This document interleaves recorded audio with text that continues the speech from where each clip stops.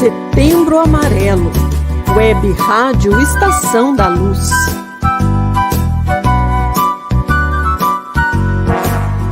Você nasceu do amor. Você nasceu do amor. Você é amado.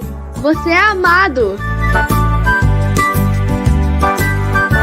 Eu vim para que todos tenham vida.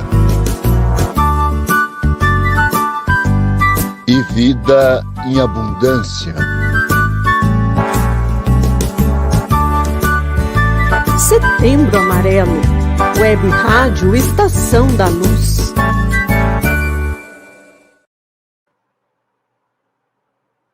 Alô, seja bem-vindo, seja bem-vinda, sob as bênçãos do nosso Mestre Jesus.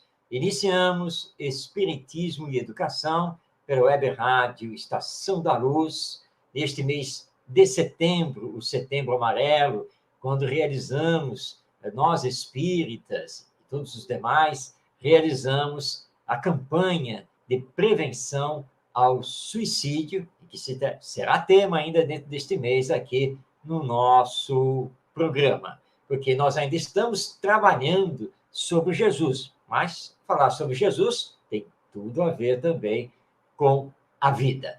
Já aqui na tela, do nosso lado, nosso querido Ronaldo Gomes, com a sua saudação. Seja bem-vindo, Ronaldo. Muita paz, saúde, que Jesus nos abençoe e nos inspire mais uma vez. Gratidão, Marcos. Gratidão, Tavares, aí nos bastidores.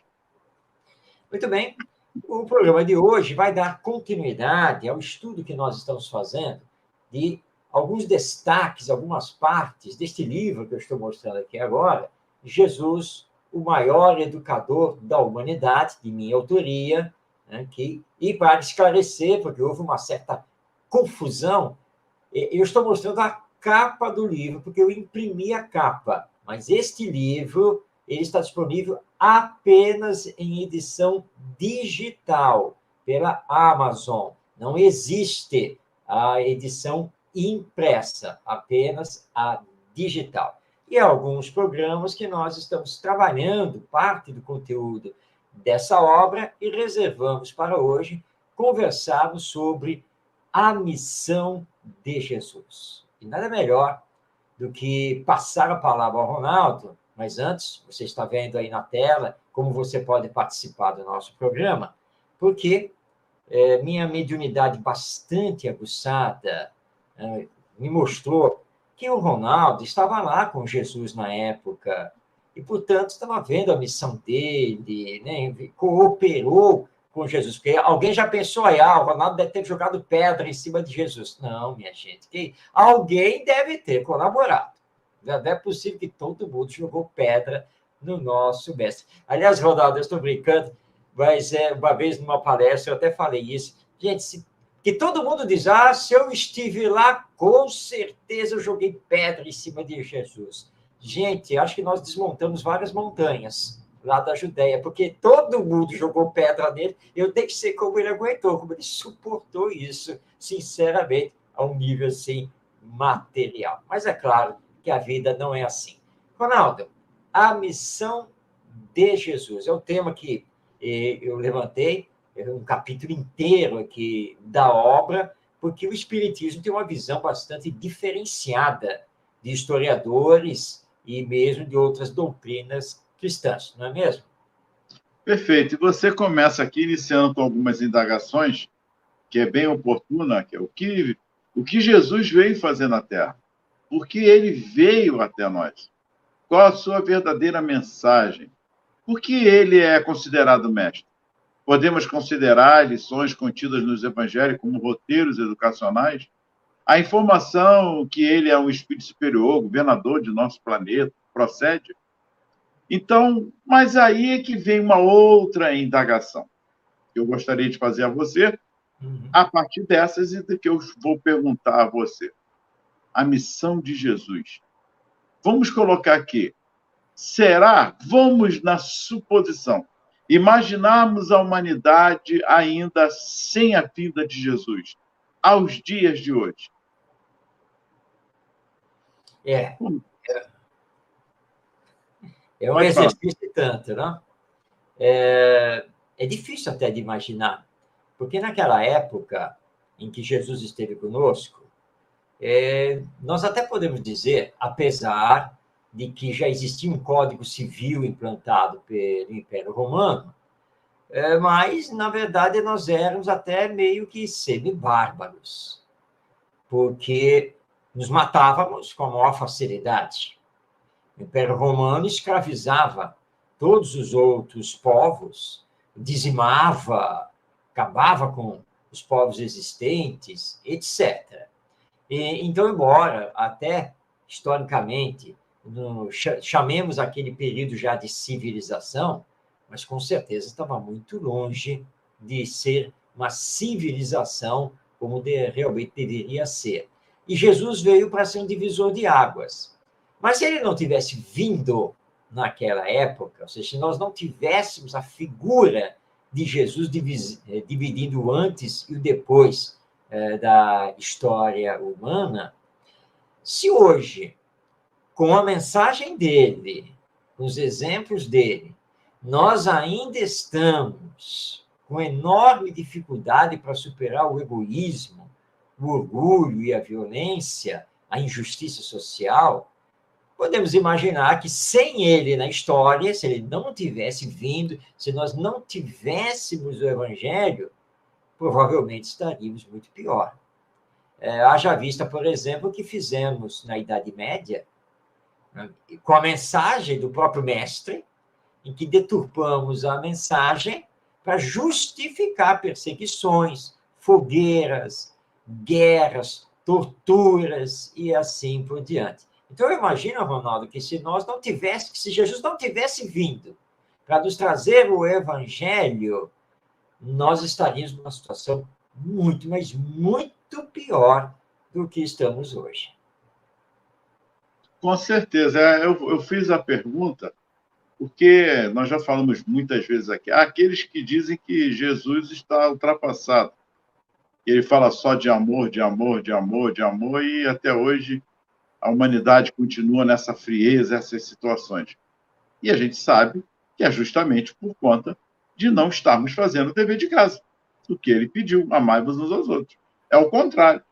Não é porque ele pediu, fez, exemplificou, vivenciou todo o aspecto, trazendo para nós as lições, os ensinamentos de Deus entre nós, as leis, de fato, dando cumprimento a essas leis, é justamente porque não fazemos ainda, permanecemos no nosso egoísmo, e como muitos povos ainda veem, e ainda não é ele o Messias enviado. Marcos, e as indagações aqui são bem oportunas, como eu disse antes. Até porque essa aqui me chamou mais atenção, todas, mas essa aqui. Por que ele é considerado mestre? E aí, ali, você faz a observação em João 13:13, onde ele diz, vós me chamais mestre e Senhor, e dizeis bem, porque eu sou.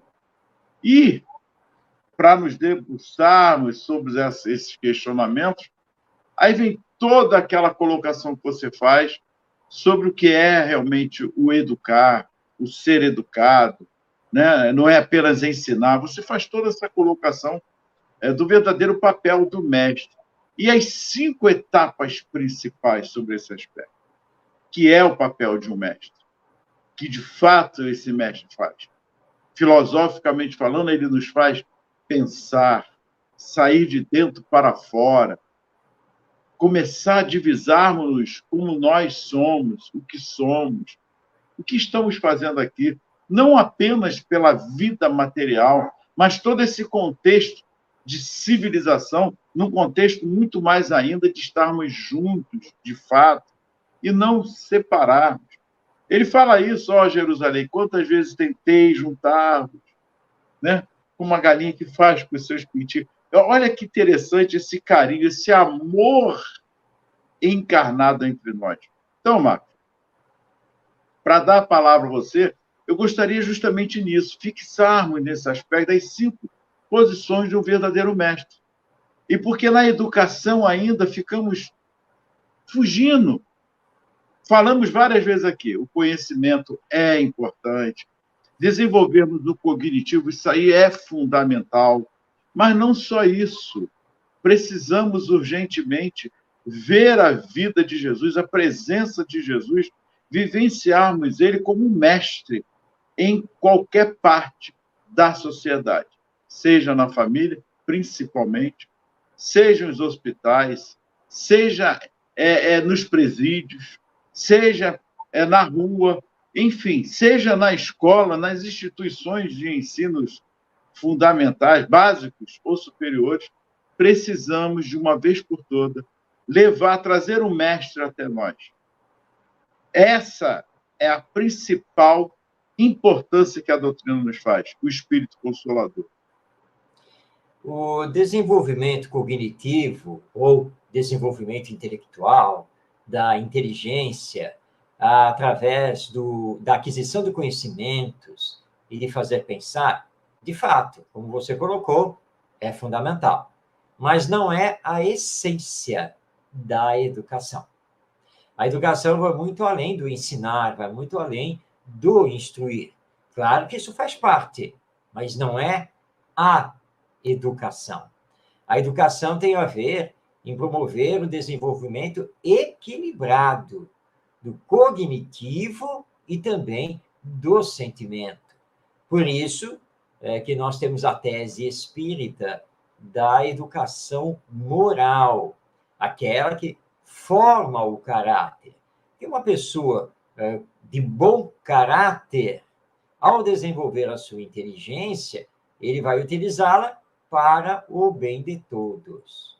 Quando a pessoa não tem bom caráter, vai utilizar a sua inteligência apenas e tão somente para proveito próprio, mesmo que esteja prejudicando os outros. E aí nós temos a diferença entre o professor e o mestre. O professor é aquele que tem alunos, o mestre é aquele que tem discípulos. O professor é aquele que ensina o que sabe. O mestre é aquele que orienta com sabedoria os que o seguem. Então, há uma diferença enorme. Então, nós temos aqui hoje, não apenas no Brasil, mas no mundo de uma forma geral, nós temos professores, mas são poucos, de fato, os mestres. Nós temos alunos, que, na maioria, vão até esquecer de nós, nem vão lembrar que nos tiveram como professores, mas o discípulo jamais esquece o seu mestre. Porque o aluno, ele está ali para memorizar, para tentar captar aquele ensino, passar pelas provas, o que não significa que ele vai interiorizar aquilo que ele está aprendendo. O discípulo interioriza, o discípulo procura seguir aquelas orientações, aqueles exemplos, aqueles ensinos do seu mestre. Então, há uma diferença muito grande, e eu trouxe, então, para a reflexão dos leitores na obra, o texto do Pedro de Camargo, o Vinícius, no livro O Mestre na Educação. E quando o Pedro de Camargo fala sobre o que é o mestre, verdadeiramente, ele pontua 5 coisas que são muito importantes que o mestre faz, né? Ele diz aqui no texto, né, primeiramente, o mestre leva o discípulo a analisar. Isso é fundamental, né? E para analisar, claro, tem que pensar. Então, o mestre precisa fazer com que o seu discípulo aprenda a pensar para poder analisar. Será que é? Não é? Eu estou realmente entendendo, compreendendo e assim por diante.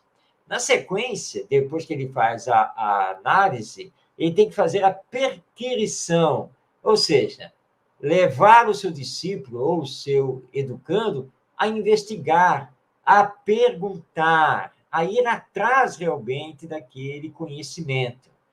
Na sequência, o Pedro de Camargo nos diz que devemos levar, então, esse nosso educando discípulo ao discernimento, que falta muito hoje em dia, né? Que é você saber separar o verdadeiro do falso, né? Você realmente saber se aquilo é bom ou se não é bom, tem que ter discernimento. Bom, depois que ele faz essas 3 etapas, ou seja, que ele analisa, ele perquire, ele discerne, ele vai para a assimilação. Que, aliás, Jean Piaget estudou muito isso, a questão da assimilação. Ou seja, quando ele vai começar a absorver mesmo aquele ensino. Porque ele já pensou, ele raciocinou, ele fez perguntas, ele pesquisou. Então, agora, ele chegou no campo das conclusões. E como ele chegou no campo das conclusões, ele começa a assimilar aquilo para ele. E aí você chega na 5ª e última etapa, que é o aprendizado propriamente dito. Agora, eu aprendi. Por quê? Porque eu sei. Porque eu pensei, eu pesquisei, eu vi exemplos, eu questionei e concluí. Então, a última etapa é, de fato, o aprendizado. Normalmente, os professores não fazem isso, né?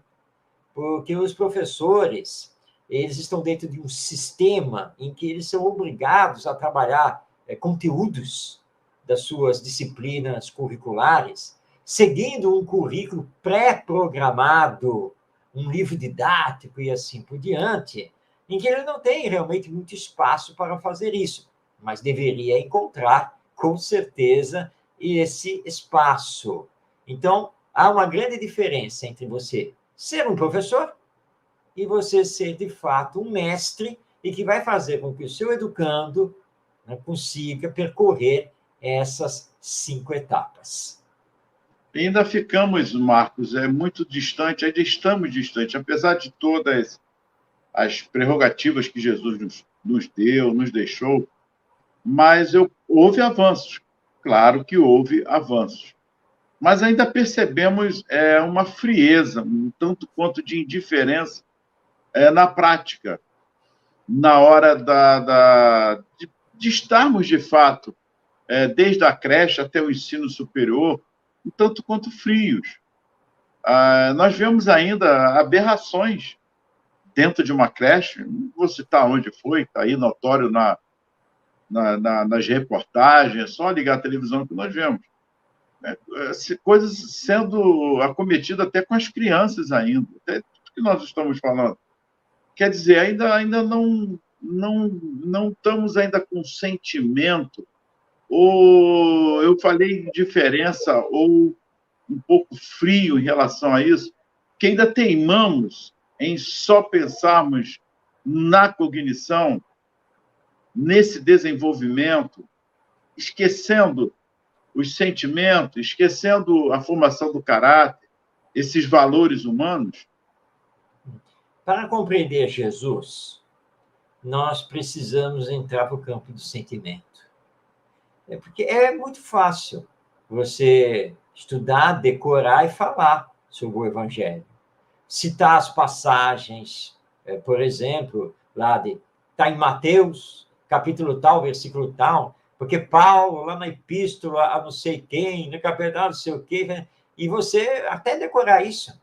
E pegar o Evangelho segundo o Espiritismo e saber aqui também fazer as citações, tanto da palavra de Kardec quanto dos Espíritos. Mas isso não basta, nós estaremos apenas no campo cognitivo, o campo do conhecimento. Tudo bem, você conhece. Tá? Melhor dizendo, você decorou. Porque as interpretações podem estar falseadas e sem sentimento. E aí entra no que você colocou, que é justamente não apenas a indiferença, mas a insensibilidade. Eu assisti um filme este fim de semana, muito interessante, e o filme mostra uma família judia nos Estados Unidos, e tem lá a filha ali, já uma moça, né? Que é aquela, assim, ela é aquela judia meio rebelde, né? Que não aceita muito bem a própria religião judaica. E eles estão lá num almoço em família, e estão discutindo, conversando e tal, e ela tem o cunhado dela é rabino.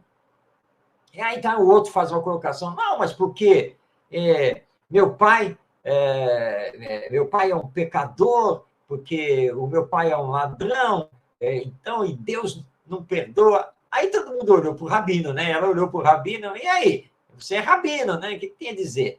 Não, olha só, vem cá. conforme está lá na Torá, que não sei o que não sei o que lá. E vem as citações, né? Ele não sei o quê, porque você tem que fazer o seguinte, se ele é ladrão, tá? Você entrega a Deus e Deus não vai condenar, porque Deus perdoa. E o problema dele ser ladrão não é problema seu. Aí todo mundo ficou olhando para o Rabino, tem alguma coisa errada dessa colocação. Como assim? Então, ele é ladrão, né? Ele faz coisas ruins, mas burla a lei, etc., rouba dos outros. E você está dizendo que Deus não condena porque Deus é misericórdia. Tá, tudo bem. Mas e nós aqui? Temos que fazer alguma coisa, não temos? Não, porque isso você entrega a Deus. Ah, é? Entrega a Deus e tudo bem, mas enquanto nós entregamos a Deus, ele vai continuar a roubar. Vai continuar a burlar a lei, vai continuar a fazer o mal aos outros. E nós não fazemos nada? Não. Faz nada porque isso pertence a Deus. E aí você vê, né, Ronaldo, uma interpretação fria, ao pé da letra, faltando sentimento, faltando sensibilidade e praticamente justificando o mal no mundo. E está tudo bem. Um dia Deus vai tomar lá a providência. A providência de Deus, com a sua misericórdia, é perdoar. E fica-se por isso mesmo. Então, nós temos que tomar muito cuidado com isso, porque é a falta de sentimento, é a insensibilidade. Depois, para dar um pequeno spoiler aqui, no decorrer do filme, aí nós ficamos sabendo por que o Rabino falou desse jeito. É que o Rabino fazia negócios escusos. Ele também tinha lá uma coisa dele, que ele também burlava a própria comunidade e a lei. Aí, é claro, ele foi, na verdade, defender o lado dele, né, deturpando o que estava escrito nas escrituras sagradas. Então, o que tem acontecido ainda hoje em dia, infelizmente, é isso. Quer dizer, nós não estamos conseguindo colocar em prática o evangelho porque nós continuamos a defender pontos de vista pessoais e, claro, nossos interesses de ordem material, e por isso, então, não estamos deixando de desenvolver o sentimento. Fala-se muito nisso, praticar o evangelho. Eu escuto muito isso em palestras. Mas praticar o evangelho, para mim, na minha visão, é praticar comigo, não é com os outros. É estar com os outros praticando comigo, a partir de mim para com o outro. Até porque está aqui, na coletividade. Não adianta eu tentar querer essa transformação do outro se eu não estou praticando em mim o evangelho. No mínimo, tentando vivenciá-lo. Porque a natureza não dá salto, sabemos que coisas que ainda existem dentro de nós, enraizadas, não são fáceis, está aí o egoísmo, muito sutil, a chaga da humanidade, e acharmos isento de egoísmo é uma hipocrisia, e eu não sou hipócrita, temos ainda, de fato, esse trabalho árduo conosco, senão nem estaríamos aqui hoje, estaríamos numa missão, e nós, eu e Marco, não temos uma missão. Ainda temos o nosso egoísmo, sim, sendo lapidado, e não é fácil. Aí, Marcos, fica essa indagação também. Vivência, prática do evangelho. O que é a prática? Praticar o evangelho. Quando nós estudamos, nós podemos afirmar com maior tranquilidade: só educa quem se educa. Essa é a grande verdade. Então, se você não aplica para si mesmo o que você está tentando ensinar aos outros, já falhou na educação, porque a maior força da educação é o exemplo. Mas como você vai dar o exemplo se você não está aplicando o evangelho a si mesmo? É aquela história que é famosa dentro do movimento espírita. Estava lá o palestrante espírita, aí todo mundo gostava muito dele, as palavras dele, aquela coisa toda. Nossa, que beleza! Todo mundo gostava quando ele ia fazer a palestra. E assim os anos passaram. E tinha um senhor é que sempre que ele tinha oportunidade, ele ia assistir esse palestrante. Sempre. Ficava lá sentadinho e tal. Até que esse senhor desencarnou, o palestrante desencarnou e os dois se encontraram no mundo espiritual. E o palestrante estava numa condição assim, mediana, né? Não estava assim, tão bem espiritualmente. E aquele senhor que ficava lá sentado, que sempre assistia as palestras dele, estava com uma luz espiritual, uma coisa, foi até recepcionar o palestrante. Aí o palestrante, como pode ser isso? Tem alguma coisa errada aqui. Porque eu fazia as palestras, eu era aplaudido, eu estudei muito o Evangelho e a doutrina espírita, eu ensinei as pessoas. Como que eu estou sem luz e você que só ficava lá me assistindo está com essa luz toda? Aí o espírito, né, daquele senhor olhou para o palestrante e disse, meu irmão, a questão é a seguinte, é que enquanto você falava, eu praticava. Eu tentava aplicar em mim aquelas suas lições. E faltou ao palestrante. Ele falava para os outros, ensinava os outros, mas não aplicava a si mesmo. Aqui na Terra, você pode continuar recebendo os louros, os aplausos, aquela coisa toda. Mas quando retornar ao mundo espiritual, a realidade vai se mostrar. Então, isso aí é o que você colocou, Ronaldo. Praticar o Evangelho, viver o Evangelho, é, antes de mais nada, eu comigo mesmo. E, na sequência, eu com os meus familiares. E aí é que a coisa vai indo paulatinamente crescendo. Mas tem que começar eu comigo mesmo. Então, ser o sal da terra não é fácil. Não, claro que não, sem nenhuma dúvida. Mas, como Jesus colocou, que nós somos o sal da terra e a luz do mundo. Por que Jesus fez essa colocação? Porque todos nós temos o potencial divino que estamos desenvolvendo. Mas falta uma coisa que os benfeitores espirituais nos chamam a atenção lá em O Livro dos Espíritos. Força de vontade. Não é? Se realmente quiséssemos, se tivéssemos essa força de vontade para superar em nós o egoísmo, o orgulho, as paixões, sem dúvida alguma, que nós já estaríamos realmente representando o sal da terra e a luz do mundo. Voltamos, né, à mesma questão. Só depende de mim, não dos outros. Muito bem, Marco. Eu gostaria aqui das 5 fazer uma observação.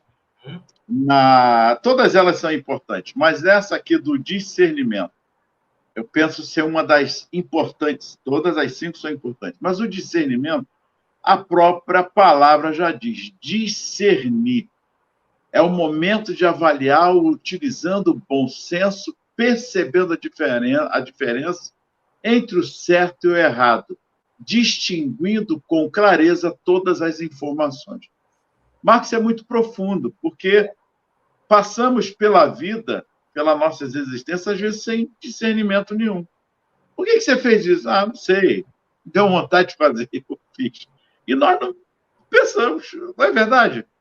O discernir, isso nas mínimas situações ou na máxima, não importa. Na micro ou na macro. Mas o discernimento, ele nos dá faz parte da sabedoria, o discernir. Me faz lembrar Salomão, quando as duas mães estão brigando pelo filho, mas até que uma diz assim, não, ele pega a criança e vou cortar a criança no meio. Então fica metade para cada uma, a outra, não faça isso.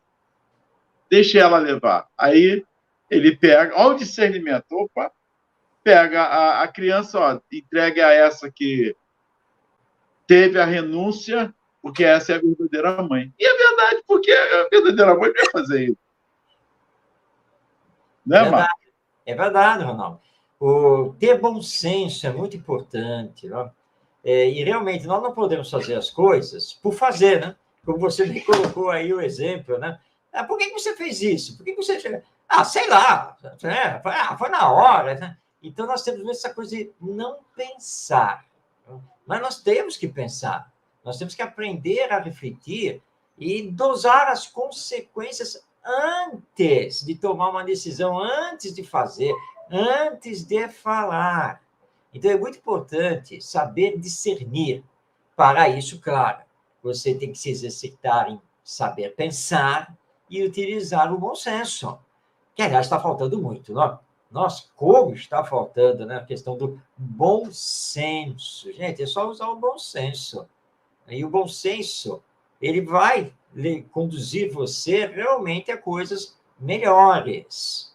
Isso aqui é um exercício educacional que pais e professores precisam fazer o tempo todo com seus filhos e seus alunos.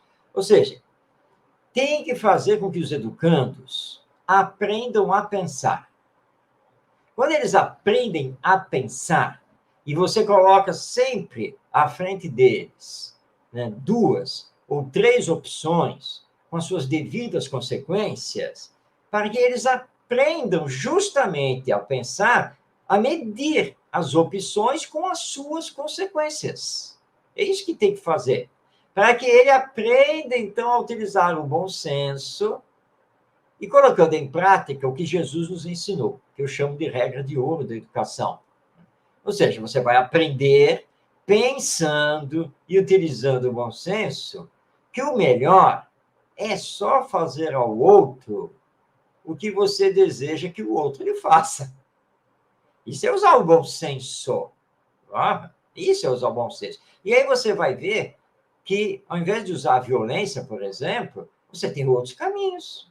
E que a não violência, a paz, a fraternidade, nossa, são muito melhores. Vão construir relacionamentos muito mais profundos. A sociedade vai viver melhor. Então, realmente, esse discernimento, quer dizer, o saber discernir, saber utilizar o bom senso para saber diferenciar o certo do errado, o bem do mal, de fato, Ronaldo, é fundamental nesse processo educacional.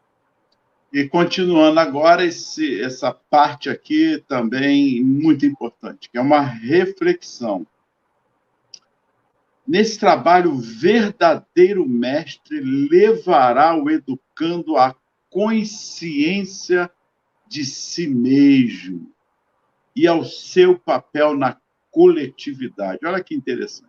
Partindo do individual, na sua consciência, perante a ele mesmo e perante o mundo, ou seja, perante aos seus e ao mundo, à coletividade, tornando-se um sujeito ético e espiritualizado, cumpridor dos seus deveres, respeitador dos direitos e responsável por seus atos. Tudo o que mais se deseja para que tenhamos honestidade, paz e solidariedade entre todos. Marcos, me lembra o que Jesus disse: o que eu faço, podeis fazer, vós sois deuses, basta a vontade. É isso aqui. Porque ainda temos Jesus muito distante, nós já falamos isso aqui. Eu gostaria que você falasse da vida de Jesus, a dificuldade que não foi fácil, o espírito na envergadura de Jesus vir até nós. Humildemente baixar as suas vibrações para não nos chocarmos. Olha que interessante, Marcos. Você achar que foi fácil? A vida de Jesus aqui foi muito fácil. Não, levaram milhões de anos para que ele pudesse estar aqui no charco, no lodo. Não é fácil. Para que pudéssemos ter esse trabalho aqui com o mestre, do verdadeiro mestre, na sua exemplificação, vivenciando os ensinamentos divinos, e mais do que isso, o amor em pessoa, o amor vivo, porque o que ele passou não tem como mensurarmos aqui essa importância da vida de Jesus. Os espíritos superiores, e no caso de Jesus, um espírito perfeito, para que ele possa se manifestar aqui na Terra, esse nosso mundo ainda corpóreo, material, inferior a nível moral, ele precisa baixar de forma exponencial a sua vibração. E ele tem que se impregnar dos fluidos terrenos, né, os fluidos do próprio planeta, para que o seu perispírito possa, então, assim impregnado, ser o modelo organizador biológico do corpo que ele vai ter. Não é uma tarefa simples. Não é o fato de que Jesus é espírito perfeito, que ele estala os dedos, ou melhor dizendo, que ele pensa e a coisa já acontece. Não, porque ele tem que obedecer à lei divina. Se ele não tivesse que obedecer à lei divina, aí nós temos que dizer que milagre existe. Mas milagre não existe. A obediência aos parâmetros da lei divina sempre.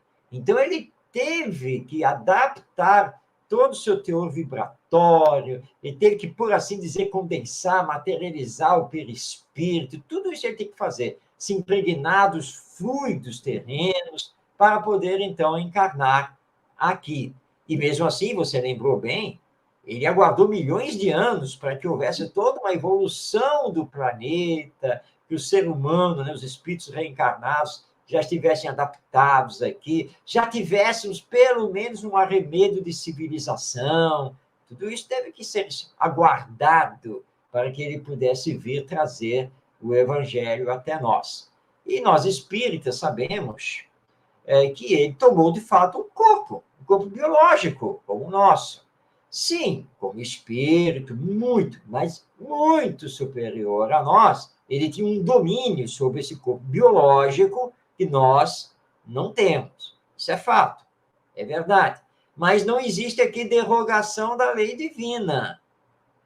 Tá? Ele apenas tem um domínio maior por ser um espírito muito mais evoluído do que nós, mas teve que obedecer todas as questões de ordem biológica que acontecer no corpo. A Jesus sofreu muito mais moralmente do que fisicamente, não resta dúvida, porque sobre a dor ele tinha controle. Não é que ele não foi chicoteado, apedrejado, foi, mas ele tinha controle sobre essa dor física, sobre esse sofrimento. Mas sofreu moralmente ao ver que nós, apesar de já estarmos numa civilização, mesmo assim não conseguimos alcançar, né, a lei de amor, o evangelho com todas as suas lições. Tanto que lá na cruz, antes de expirar, abandonando aquele corpo físico, ele olha para o céu e para a multidão que ali estava, e o que ele faz? Né? Diz assim: Pai, perdoai-os, eles não sabem o que fazem. Ali ele expressa uma dor de ordem moral, sem perder a esperança, porque ele sabia que nós iríamos, com o tempo, compreender o evangelho e a sua necessidade. Mas vamos nos colocar no lugar dele. Né? É como nós aqui, nós somos educadores. Aí eu sou convidado para fazer uma palestra, um curso, um treinamento. Opa, vamos lá. Você vai com toda a esperança que aquilo que você vai levar vai mexer com as pessoas, né? Vai haver uma empatia, uma comunicação, e que aquele grupo que lhe convidou vai, na sequência, dar sequência, né? E vai fazer coisas. E aí você vai lá, faz e volta. E aí fica aguardando os resultados, né? Fica aguardando os resultados e nada. Não veio uma comunicação. Aí você entra em contato. Mas e aí, como é que vocês estão? E ali, depois que eu estive aí com vocês, sabe como é que é, né? Porque não sei o quê, porque não sei o que lá, e coisa e tal. E aí você descobre que nada. Nada vai acontecer, nada aconteceu. É óbvio que você fica com uma frustração. Moralmente você sente aquilo. Puxa, eu fui lá com tanto amor, com tanto ardor, eu levei todo o material, explanei, respondi as perguntas, fiz até uma espécie de oficina, chegaram para mim para dizer que a ideia era maravilhosa, que o projeto, não sei o quê. e ninguém fez nada. É claro que essa frustração lhe dá esse sentimento moral, né, de uma coisa que acabou não acontecendo. Claro que Jesus sentiu isso, mas ele voltou ao plano espiritual na certeza de que, apesar de não termos compreendido naquele momento, o evangelho se implantaria aqui na Terra, como de fato se implantou. E que nós levaríamos, sim, muito tempo para ter uma compreensão maior e conseguir vivenciar. Mas ele continua trabalhando. E os seus discípulos continuam trabalhando conosco. E é assim, né? Esse trabalho todo, ao longo do tempo, até que consigamos finalmente sentir, vivenciar, e aí sim trabalhar o evangelho com todos. Bom, Marcos, vemos aqui então que a missão de Jesus vai muito além do que podemos imaginar. Porque vem mexer com toda uma estrutura ainda, humanamente falando, egoísta, que é justamente esse aspecto. O homem querendo se tornar um Deus, o espírito encarnado e desencarnado, e às vezes com alguns conhecimentos de causa, permanecem ainda no prazer de fazer, achando que daqui a 1000 anos eu vou melhorar. Mas não é isso. É o processo de evolução, que também é uma lei pela qual nós teremos de responder, e estamos respondendo perante a lei da reencarnação, justamente para repararmos uns com os outros o que temos feito. A humanidade ainda está aí, ó. Tem muita coisa ainda que reparar, que resgatar sobre todos esses aspectos. Tudo isso que nós estamos vivenciando e ainda teimando em fazer, está aí as guerras, as atrocidades ainda que são cometidas, muitas vezes ainda em nome de Deus. Marcos, a missão de Jesus é muito mais do que possamos imaginar.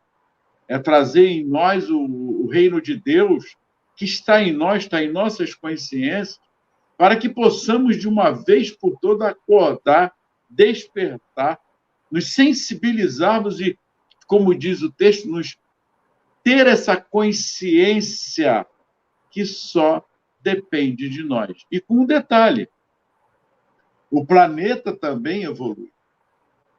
Sim. Mas a casa do meu pai, como diz Jesus, há muitas moradas, iremos para outras moradas inferiores, porque lá é que ainda teremos de dar continuidade ao nosso processo de evolução, de melhoramento, de reparação, pelas consequências que fizemos nas causas que saíram de nossas mãos, e hoje ainda teimamos, estamos surdos, cegos, como ele dizia. Quem tem ouvidos de ouvir, que ouça. Está aí, há mais de 2000 anos, essa missão de Jesus ainda presente, muito presente, e vou dizer mais, como diz Joana de Ângeles, no Transição Planetária, ainda pagando sem necessidade, quando eu digo pagar, nós, porque ainda temos isso de ver o Cristo na cruz, né, com aquela coroa de espinho, pagando caro por um preço que não haveria mais necessidade, porque o exemplo dele foi todo de amai-vos uns aos outros, como eu vos amei. Marcos, isso é singelo. Então, a missão de Jesus foi e é árdua. Não foi... Há relatos que foi escolhido. Ele mesmo, né, fez essa escolha também de vir até nós e acharmos que é fácil. Não é fácil. Mas ele disse, Marcos, não haveria uma só ovelha dele que não seria resgatada. Sem dúvida, não temos nenhuma dúvida quanto a isso. Jesus veio à Terra para nos dar os instrumentos de combate ao egoísmo e ao orgulho, que vem nos perdendo já há muito tempo. Você estava falando e eu estava aqui recordando o rei Luís XIV da França. E o rei Luís XIV, tem uma passagem da história dele, em que foi o ministro ali que questionou lá uma coisa que o rei Luís XIV queria. Aí o Luís XIV olhou para ele e só lembrou duas coisas. Não esqueça que o meu mandato de rei é divino e o sol da França sou eu. E aí você vê todo o egoísmo e o orgulho, aquela coisa, né? Esquecido de que ele é um ser humano como qualquer outro, essa que é a verdade. E que a morte, a doença, etc., iria abater como abate qualquer ser humano, fazendo retornar ao mundo espiritual. E Jesus já sabia disso muito bem. Por isso ele ditou o Apocalipse a João. Então, o Apocalipse foi escrito por João, que é um ato mediúnico. Lembrando aqui que Apocalipse significa revelação e mostra as dores do mundo no futuro. Porque Jesus sabia perfeitamente que levaríamos muito tempo para conseguir destruir em nós o egoísmo e o orgulho. E não seria pelo fato dele ter cumprido a missão, ter dado o exemplo e deixado os ensinos, que nós nos transformaríamos assim tão fácil. Não ia ser desse jeito. Tá? Algumas pessoas pensam assim, mas já passaram 2000 anos. Não é? 2000 anos é muito tempo. Não para Jesus, nem para Deus. Não nada. Agora, você colocou muito bem. Poderia já estar melhor.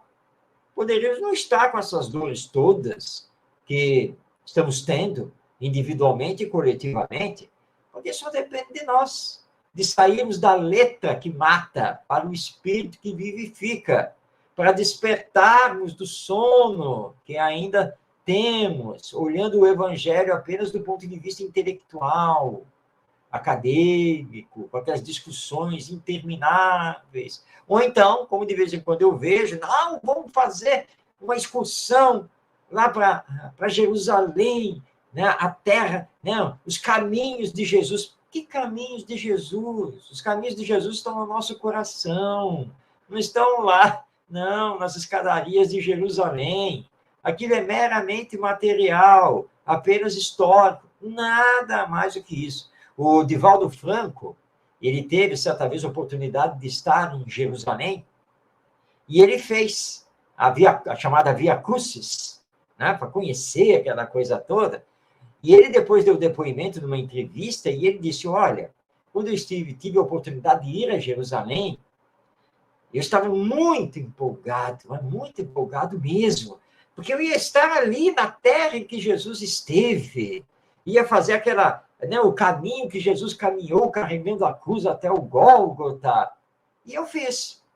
Olhei tudo, vi tudo, mas não consegui sentir Jesus. Eu não encontrei Jesus lá em Jerusalém.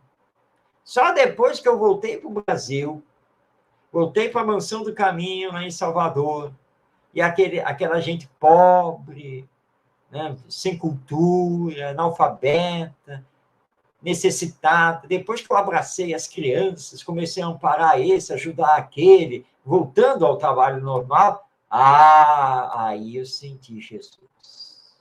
Aí sim. E aí eu vi que eu não tinha necessidade nenhuma de ir para Jerusalém. Foi uma perda de tempo, porque Jesus não está lá. Jesus precisa estar no nosso coração. E essa é a missão dele, nos despertar, nos sensibilizar. E ele vem trabalhando até hoje, porque as informações espirituais são de que ele é o nosso governador. Ele está à frente da humanidade terrena. E os missionários vêm vindo, né? Sempre, né? Para relembrar.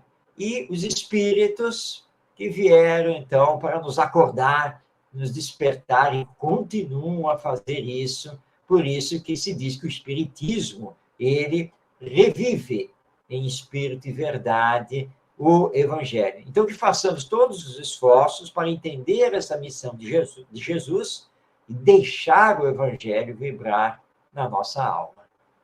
Muito bem, Marcos. Muita paz a todos. Chegamos ao final. Encerrando aqui esse tema importante, todos os temas que vêm aí do seu livro, mostra aí, por favor. mais uma vez, que está no Amazon. Só adquire-se no Amazon, em PDF, não é isso, Marcos? Está aí. É um e-book, então você acessa amazon.com.br, digita o nome do livro, Jesus, o maior educador da humanidade, ou meu nome, Marcos Demário, e pode fazer, então, a aquisição da edição digital dele. E aí, ó, estou de amarelo, Marcos está de azul, outubro azul, se não me engano. Tem aí. Nós estamos juntos aí nessa campanha. E segunda-feira promete, né, Marcos? Vamos ver um tema oportuno aí sobre o tema específico. Muita paz, que Jesus nos abençoe. Gratidão a todos pelo carinho de sempre. Muita paz. Muito bem, estamos chegando ao final de Espiritismo e Educação. Semana que vem, então, dentro do Setembro Amarelo, onde fazemos a campanha em defesa da vida e, em especial, sobre a prevenção do suicídio, nós vamos justamente trabalhar esse tema, porque prevenção você só faz com educação. E o Espiritismo tem muito a dizer a esse respeito e a respeito do suicídio. Convidando, então, a todos para estarem conosco na próxima segunda-feira, 20h30, em transmissão da Web Rádio Estação da Luz, que transmite tanto através do YouTube quanto do Facebook. Que Jesus, nosso Mestre, nos abençoe, paz em todos os corações e até semana que vem.